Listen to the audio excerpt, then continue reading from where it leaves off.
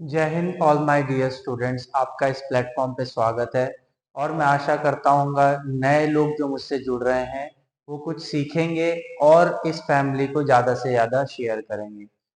हम जो मुहिम लेके आगे बढ़ रहे हैं और हमारा जो सपना है, हमारी टीम का जो सपना है, ओपला डिफेंस का जो सपना है, वो यही है कि हर घर तक एजुकेशन पहुंचना है और कोई भी ऐसा बच्चा ना रहे जो कि एजुकेशन ना ले पाए।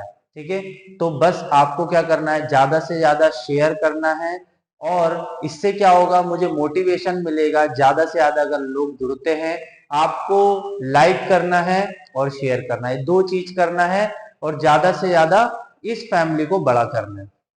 मैं डेली आपके सामने मंडे टू सैटरडे आपके सामने डेली करंट अफेयर लेके आता हूं, जिसकी वजह से आपको एक अच्छा इनहेंस मिल जाता है। बेसिकली मैं आपको बताना चाहूंगा कि मैं आपके सामने जो करंट अफेयर लेके आता हूं वो बेसिकली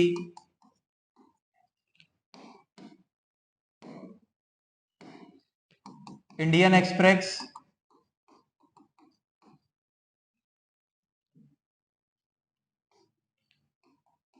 द हिंदू, द योजना मैगजीन। ठीक है, तो ये सबका निचोड़ आपके सामने करंट अफेयर में मैं लेके आता हूं।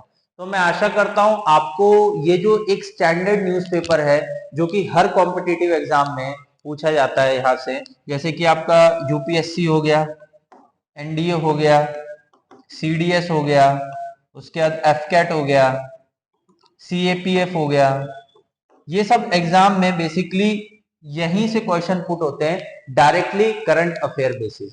तो मेरा ये मानना है कि आप कुछ इससे सीखेंगे और पेपर पढ़ने का तरीका आप जानेंगे।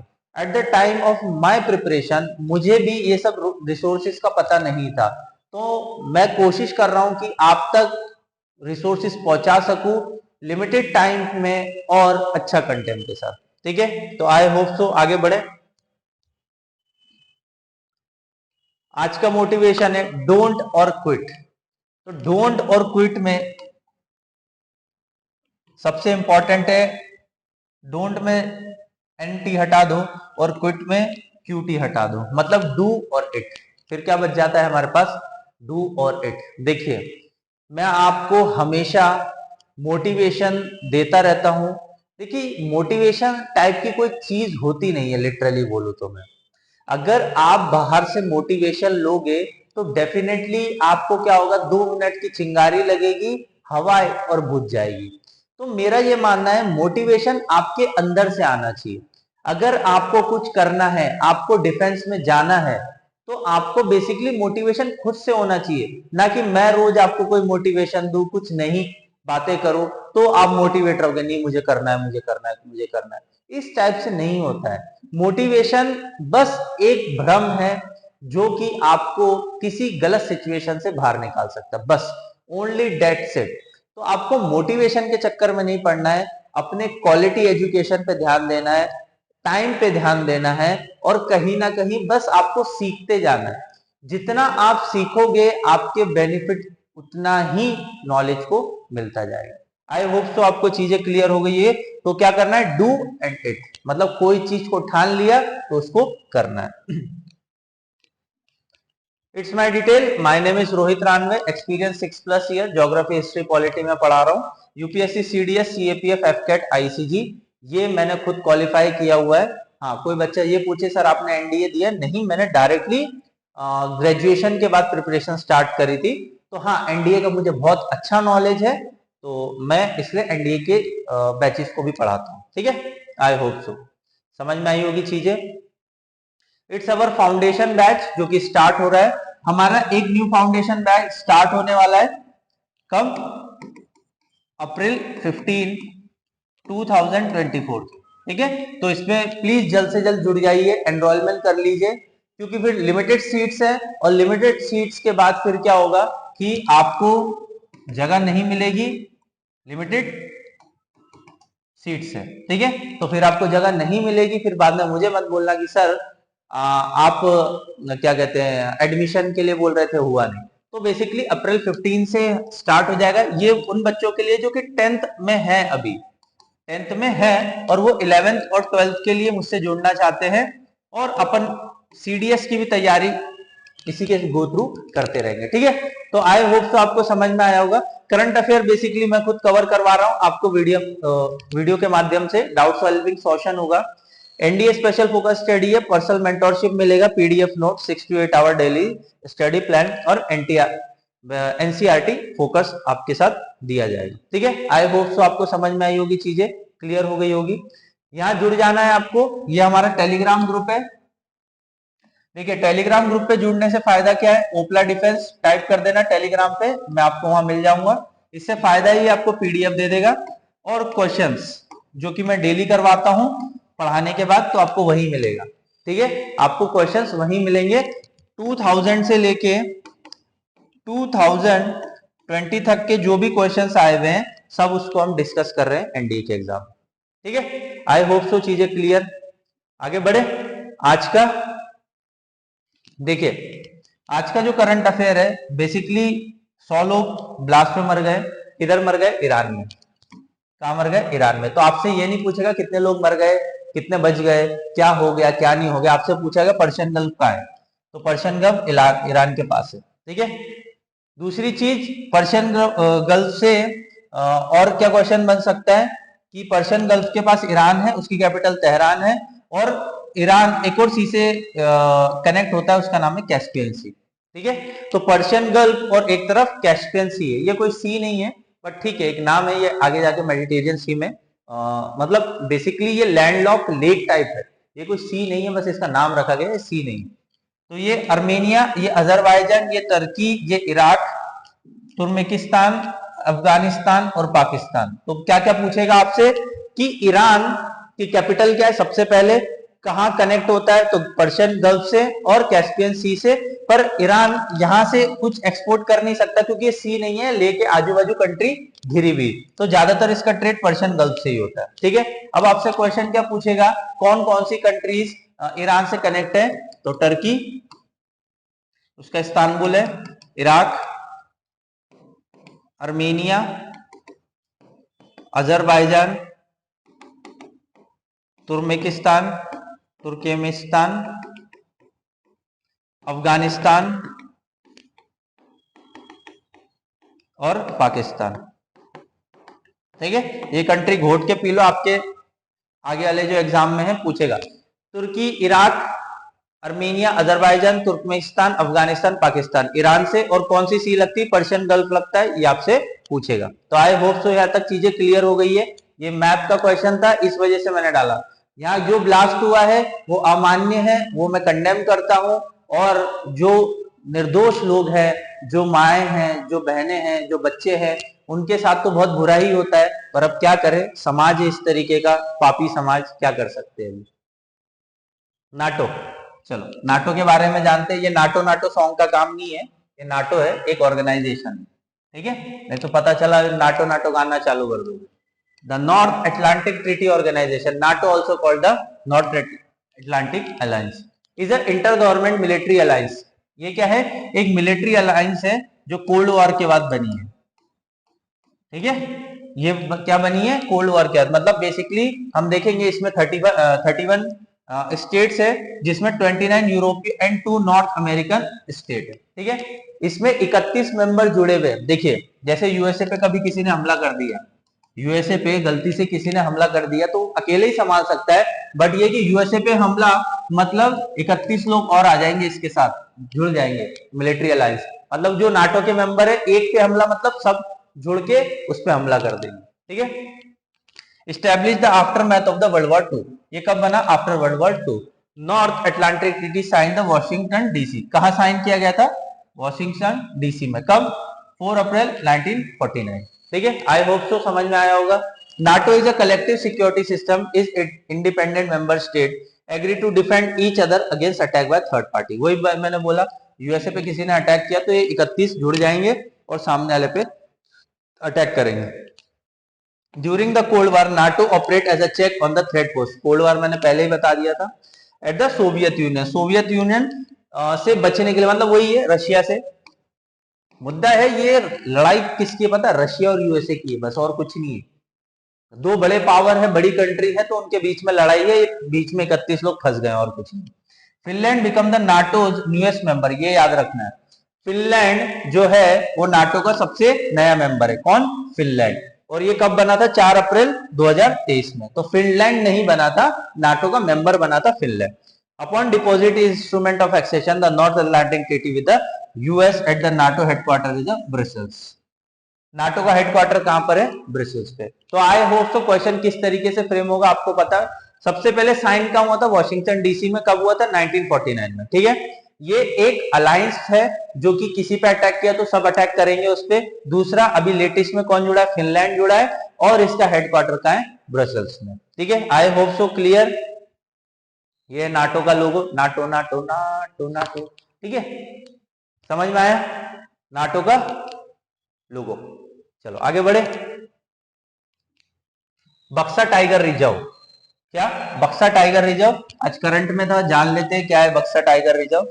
Basically Buxa tiger reserve is a reserve national park in the northern West Bengal in India. तो क्वेश्चन क्या बनेगा? बक्सा टाइगर रिजर्व कहां पर है? वेस्ट बंगाल में। India covering the area 760 kilometre square, मतलब 760 किलोमीटर स्क्वायर, ठीक है, कवर करता है। It altitude range is 60 metre feet and ये कहां पर मिलेगा आपको? गंगेटिक वैली में। मतलब बेसिकली वेस्ट बंगाल है तो जाहिर सी बात है गंगा वैली वहां होगी। और bordering the Himalayas in the north, northern side में क्या है? Himalaya. At least 284 bird species inhabited in reserve. कितने बर्ड स्पीसीज मिल जाएंगे? 284 बर्ड स्पीसीज। एक बार जाना पड़ेगा, देखना पड़ेगा। Mammals present including Asia elephant, gaur, sambar deer, clouded leopard, Indian leopard, Asian golden cat. तो आपको ये जानवर भी वहां मिल जाएंगे। मैं लास्ट टाइम गोवा गया था, तो गोवा में मैं सलीम अली बर्ड सेंचुरी बोल सकते हैं, Salim Ali bird sanctuary visit किया था मैंने। ठीक है ना, तो मुझे बहुत अच्छा लगा। ये गोवा के अंदर है। ठीक है, तो बहुत सारी वेराइटीज देखने को मिलती है आपको बर्ड्स की।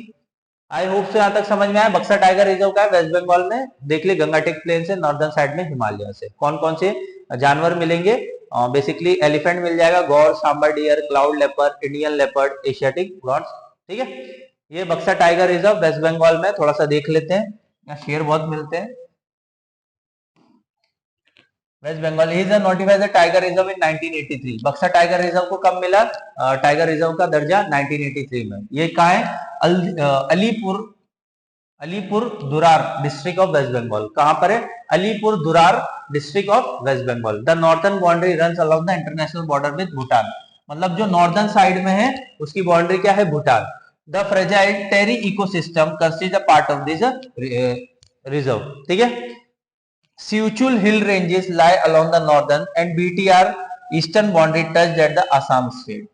ठीक है, असम स्टेट से भी इसका बाउंड्री लगता है। International corridor for elephant migration between India and Bhutan. ठीक है, बक्सा derive the name from the famous बक्सा फोर्ट। ठीक है, ये बक्सा फोर्ट के नाम पे बक्सा टाइगर रिजर्व रखा हुआ है। इसका क्लाइमेट कैसा है और फॉरेस्ट कैसा है? यहाँ फॉरेस्ट मिलेगा आपको कैसा? मॉइस्ट, डेसिडियस और एवरग्रीन फॉरेस्ट। क्वेश्चन ये पूछ सकता है, बहुत इंपॉर्टेंट है, लिख लेना यहाँ डिफेंस वालों। किस तरीके का फॉरेस्ट मिलेगा? या मॉइस्ट, डेसिडियस और एवरग्रीन फॉरेस्ट मिलेगा। The dense forest of Buxa was once well as a dolomite mining in the north Bengal region. कौन सी माइनिंग होती है? Dolomite mining. ठीक है, डोलामाइट के पत्थर बहुत हल्के होते हैं। तो आई होप तो यहां तक चीजें क्लियर हुई होगी बक्सा टाइगर रिजर्व वेस्ट बंगाल में। आ जाओ मैप देख लेते हैं इसी से रिलेटेड। देखो यहां से 110% क्वेश्चन आएगा, लिख के ले लो, आएगा आएगा। Important, very important. VIP IP जो लिखना है लिख लो। सीडीएस में पूछ चुका है, एनडीए में पूछ चुका है, सीएपीएफ में पूछ चुका है, आपका एफकैट में पूछ चुका है। ये हर जगह क्वेश्चन पूछ चुका है। लिटरली बोलू ना, ये हर जगह क्वेश्चन पूछ चुका है। तो मैं आशा करता हूं ये फ्यूचर में भी क्वेश्चन यहां से पूछेगा ही पूछेगा। घोट के गौर से सुन लो। ठीक है, क्या है पूछेगा? ये अंडमान निकोबार की श्रृंखला है। ये क्या है? अंडमान निकोबार की श्रृंखला है। तो ये क्या है? नॉर्थ अंडमान, ये है साउथ अंडमान, ये है डंकन पैसेज। अब आपसे क्या पूछेगा पता है, डंकन पैसेज आपको कहां मिलेगा, तो साउथ अंडमान के नीचे साइड मिलेगा।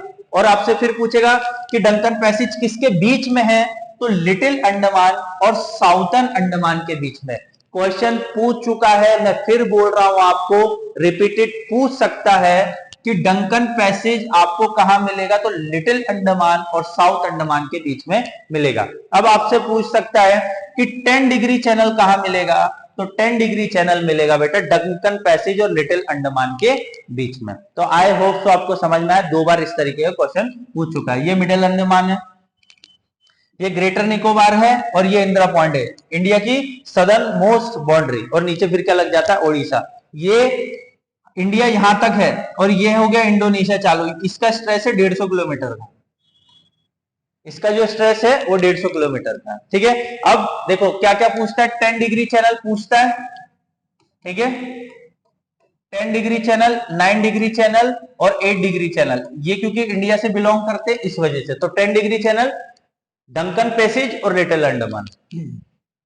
अब आ जाइए 9 डिग्री, केरावती और मिनिकॉय। केरावती और मिनिकॉय ये लक्षद्वीप है, ठीक है, लक्षद्वीप वाला रीजन है ये। ठीक है, तो बेसिकली केरावती और मिनिकॉय के बीच में आपको 9 डिग्री चैनल मिलेगा, 8 डिग्री मिनिकॉय और मालदीव के बीच में मिलेगा।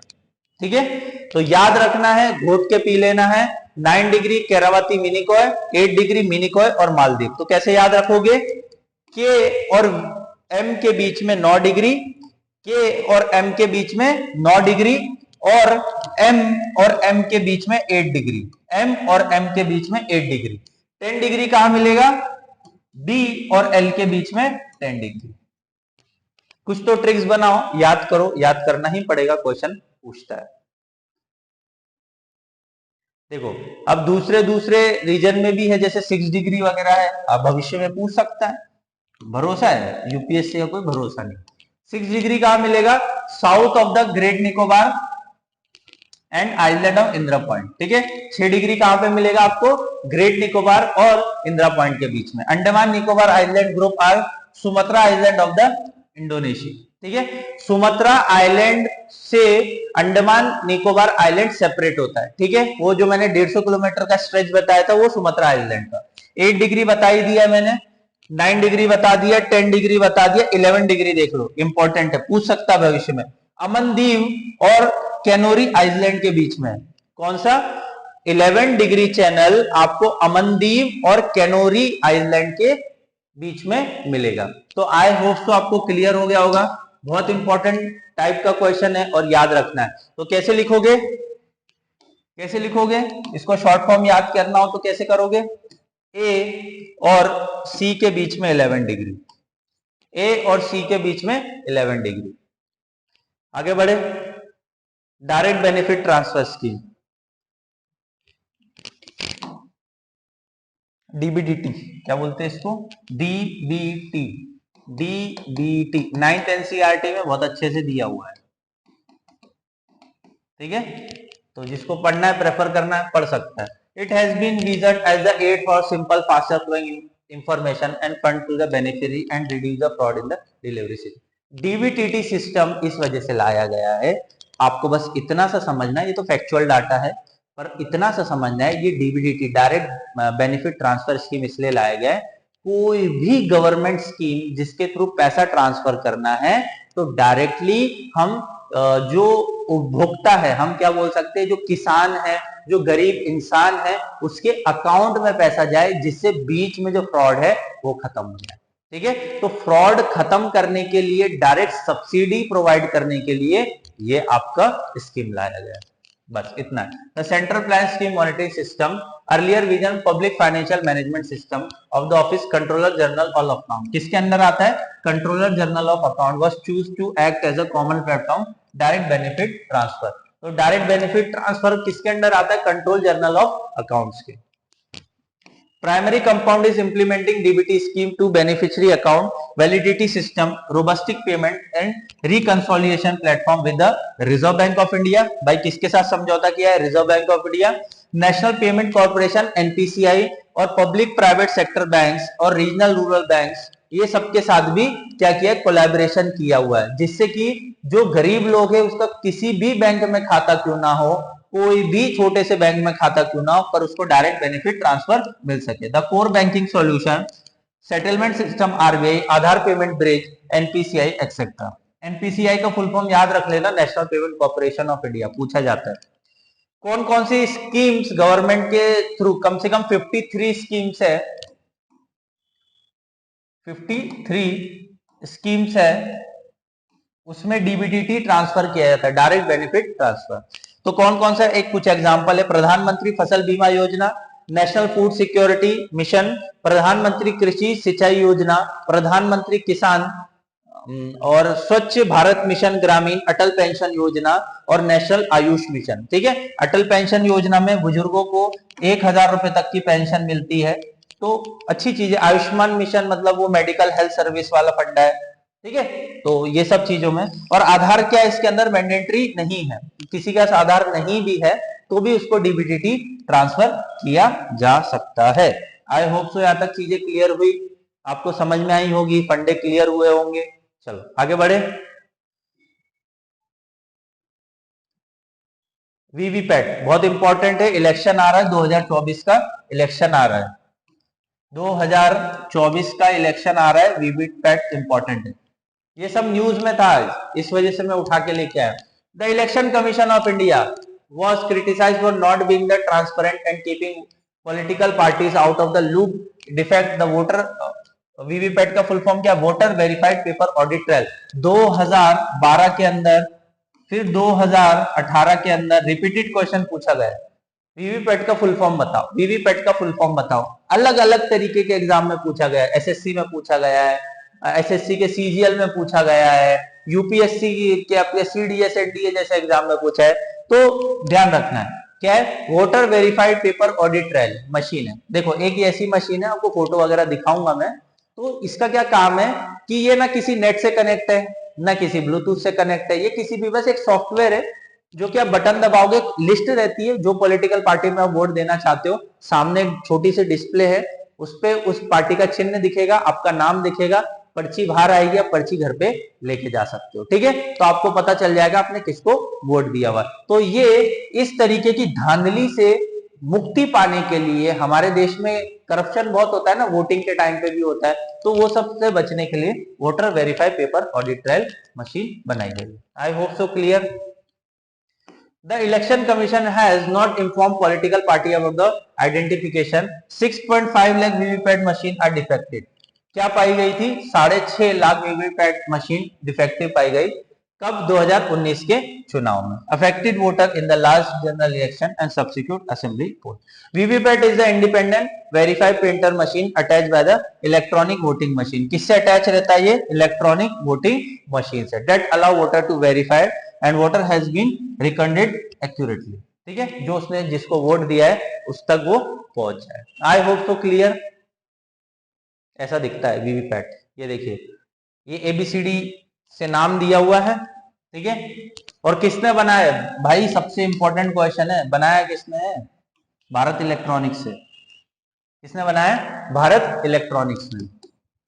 क्वेश्चन ये पूछता है, भारत इलेक्ट्रॉनिक्स ने बनाया है। ठीक है, वीवीपैट, यहाँ आपके उम्मीदवार के नाम, पता, चिन्ह सब रहेगा।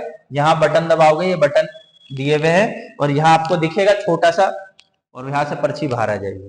ठीक है, तो आई होप सो आपको क्लियर हुआ होगा किस तरीके से प्रोसेस करता है, काम करता है। चलो आगे देखें। तो अगर आपको अच्छा लगा है तो आज तक बस आज इतना ही रखते हैं, ज्यादा स्ट्रेच नहीं करते हैं। मुझे पता है बच्चों के पेपर चल रहे हैं, बट प्लीज टाइम निकालिए, इस वीडियोस को देखिए, जिससे आपका नॉलेज एनहांस होगा।